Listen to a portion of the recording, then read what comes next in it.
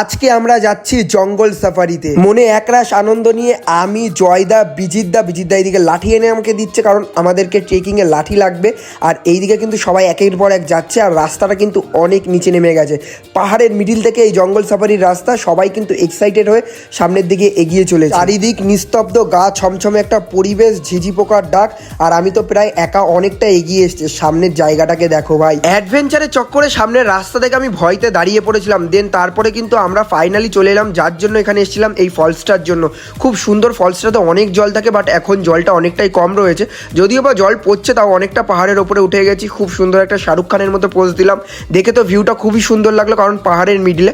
তারপরে ওখান থেকে আমরা চলে এলাম একটা ছোট্ট নদীর ধারে, যেখান থেকে একটা পাহাড়ি ঝর্ণার জল একটা নদী হয়ে বয়ে যাচ্ছিল। চটপট ওখানে ভিউটা এনজয় করে একটু ছবি ভিডিও তুলে তারপর আমরা ইমু পাখি দেখতে এলাম। এখানকার ফেমাস ইমু পাখি দেখার পরে হোটেলে এসে কিন্তু এত সুন্দর লাঞ্চ আমাদেরকে সাজিয়ে দিয়েছে। খাওয়া দাওয়া